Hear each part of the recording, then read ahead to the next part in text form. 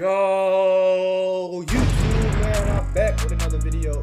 As you can tell by the title and thumbnail, we are about to be reacting to some horror stories. So go ahead and get comfortable, go get your snacks, go get whatever you need, because it's about to get scary, bro. We're about to get straight into this video, though. Let's do it. I was at home for 3 days for a mini stay-at-home vacation from work. I live in a very rural area, about an hour from the city. Honestly, I hadn't really taken these days off for any particular reason. I guess I was just feeling like I needed a break. It was on my first day off as I stayed at home and watched TV, among doing some other small things around the house. Around dinner time, though, a knock came from the front door. I sat up from the couch and looked at the clock, seeing it was 7 p.m. It was strange for anyone to be at my house in general, but given the time as well, it was even more so. I walked up to the door and cracked it open. A man was on the doorstep, smiling at me. He looked like any other guy, no special features or anything. "What do you need?" I asked, looking around behind him and noticing no car or truck in my driveway. The man maintained his smile as he went through a whole scenario he was in just a few minutes ago. He said he was on the road that connected to my driveway when someone slammed into his car and drove off, leaving him stranded and having to come to me for help. The way he described it, and just from looking at him, things didn't seem to add up. My driveway was far from the road, and the chances he got into an accident right by the entrance was almost zero on such an empty road.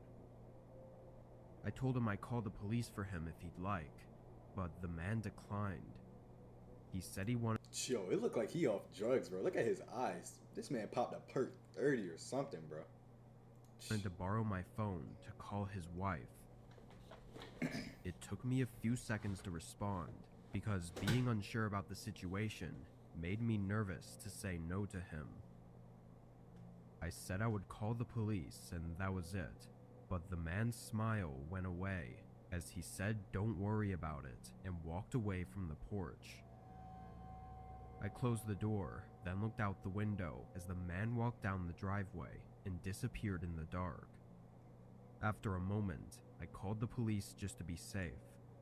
About 20 minutes later though, I got a call back from them saying there were no signs of any crashes on the road. I stayed up late that night, looking out the windows and just being overall a little bit uneasy. But once it got to around 12, I was too tired to stay up. I went upstairs to my bedroom and got ready, then got in bed and fell fast asleep. I remember waking up frantically, but not understanding why. Like maybe I'd heard something in my sleep, but didn't wake up fast enough to comprehend it. Looking over, it was about 3 a.m. I got up from my bed and walked over to the door so I could listen for any sounds in the rest of the house. It was mostly quiet, but I could hear a slight rustling sound from somewhere outside. I carefully walked down the stairs to check on it, thinking it was probably just a bush brushing against the house. But as I got to the downstairs hallway, I realized the sound was moving. It was going along the edge of the house and toward the front. I felt my heart start racing as I tried to reassure myself everything was okay, but then the rustling stopped, and only a moment later, there was a knock at the door. I stood still at the end of the hallway and stared at the front door, terrified of whoever was out there. After a few seconds, I moved away and up to a small window on the side of the house that had a view of the porch. Through the blinds, I could see two men, both in dark clothing, and both holding something in their hands. It looked like tools or weapons of some kind. My eyes widened in fear as I backed away and quietly walked back up to my room. I would have grabbed that Glock. More knocking echoed through the house as I called the police and locked myself in. As I stayed on the phone, the knocks turned into banging thuds. I immediately knew it was what I feared. They were trying to break the door down. Hit after hit, non-stop for over 5 minutes, they banged on the door, shaking the whole house. Then the operator on the phone finally said an officer was pulling up to my house, and at that same time, all the banging stopped. When the cop pulled up though, he said he didn't see any men at my door. They must have run off just before he could see them. The door, however, was barely hanging on. The wood was bent and splintered, with only the bolt lock still in place. I was lucky that the police were able to show up quick enough, but I guess I was also smart to have not helped that one man. I'm assuming if I had, I would have only accelerated their plans to do whatever it was they were trying to do. Even today though, I still worry about them coming back. Man, what y'all rate that story? I rate that one like a cool 5. Home invasions don't really scare me like that, but I rate that like a cool 5. Me personally, I would have went upstairs and grabbed that pew pew, if you know what I mean, bro. Boy, if you don't get. But let's get into the next story, man. Let's do it. A year ago, in midwinter, I was staying at an Airbnb on the east coast of the US. I had a family member that was sick, and I wanted to be nearby for a few weeks in case of any emergencies. While staying there, I figured I might as well make a vacation of it, since I'd really be doing nothing else. So the Airbnb I got was a modern cabin with a small lake behind it. Most of the area around was a forest as well, so it was really nice and a very different landscape from where I lived. Anyway, about a week after I'd gotten there, I rented out some camping equipment and thought it'd be nice to go out by the lake and maybe spend a night on the beach. The Airbnb was only a short walk away, if there was any trouble, so it wasn't really much of an adventure. I just wanted to lay out by the stars and clear my head, I guess. I made a few walks out to bring all the equipment, then set up the tent. It was actually really easy because it was made for beginners, so I had plenty of time to get everything else set up, as well as a rock circle for the campfire. Once that was all done, I kicked back and relaxed, sipping on a beer as I watched the sunset. The calm sound of the campfire, along with the forest, was something I'd missed, having lived in a big city for so many years. But maybe 20 or so minutes after the sun had set, I was caught off guard by a guy walking up to my campsite. I stood up as a natural reaction, but the man seemed to see my worriness as he stopped walking and put his hands up, apologizing for the scare. He was about the same age as me, mid-30s, but was very tall and skinny. I looked past him at the forest he came from. There was no path that I could see. It was just a bunch of trees that backed up to the lake. "Where did you come from?" The man made a short grin as he said he was just staying in a place on the other side of the lake and saw my campfire, so he thought he'd come out and have a beer with me. I gave a nervous smile, as that wasn't exactly a normal thing to do, way out in the middle of a forest, and on second thought, I was pretty sure there were no houses on the other side of the lake. "I'm actually not looking for company right now. Sorry," I said politely, hoping this could be a quick, harmless interaction. The guy seemed almost puzzled by my response, as his grin went down to a straight face. He glanced at the Airbnb that was behind me and stayed quiet.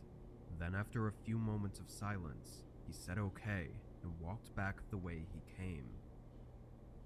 I watched, trying to keep track of him to see where exactly he was walking to, but he faded out into the darkness of the woods without any flashlight. Feeling pretty unnerved, I decided to grab most of my stuff and haul it back to the Airbnb. not wanting to risk being outside with that guy around. Trying to carry everything at once, though, was a bad move on my part, exhausting me after only getting halfway to the house. And just as soon as I stopped for a breather, I heard heavy footsteps coming from the woods. I turned, seeing the man storming straight out of the tree line and right toward me with a look of insanity in his eyes. You know, some Tarzan shit. I dropped everything and tried to run, but immediately got knocked to the ground. From the speed he tackled me at, we both tumbled on the grass, and I somehow managed to get on my feet before he could get a hold of me again. The guy followed close behind though, even close enough to grab my shirt a few times in an effort to stop me. When I got to the house, I knew I'd have no time to unlock the door, so I had to go straight for my car. I pulled the keys out of my pocket as I ran up to it, getting inside and locking it just before he got to the door. I turned it on and put it in reverse as the man slammed his fists into the window, shattering it with just a couple punches. He reached in and grabbed my arm as I backed up, swinging the front of the car in his direction. It must have caught him by surprise because he didn't move fast enough to get out of the way. All I saw was his body slam onto the ground and not get up as I drove away. I called for help immediately while I drove, wanting the police to get there quickly to get some answers out of him, but when they got there, the man was gone. All that was left were some shoe prints leading back into the woods. Bro, I'm not gonna lie. A man run up to me like that in the woods, bro. He gonna catch me to the face, bro. I can't cap. As soon as he would have walked up, bro, you seen how his eyes was looking, bro? Can't do that, man. Let's get into this next story, man. When I was 14, my dad and I lived in a small studio apartment on Hollywood Beach in Florida. We didn't have hardly any money, but we treated ourselves to take out every other Thursday from the same Chinese place a few blocks away. They were family run, so the same guy came to deliver the food pretty much every time. We found out later he was the adult son of the woman who owned the restaurant. It was my job every other Thursday to answer the door and pay for the food, while my dad found something on TV for us to watch while we ate. He was short, with gray hair and glasses. I was friendly, but not talkative. At 14, I was still in my shy stage. We never had a conversation other than the typical hello and have a nice day. During that time, I was left alone a lot. Both my dad and I felt like 14 was old enough to spend a few hours home alone in the afternoons, after school. I was also very close with a woman who lived next door and her goddaughter, so I would spend a lot of time over there when my dad wasn't home. I walked home from school as well, and it was one school day afternoon, an hour or so after I had gotten home, that the phone rang. This was around 2004, so having a house phone was still really common. Ours was set up at the side of the table in the main room of the studio apartment.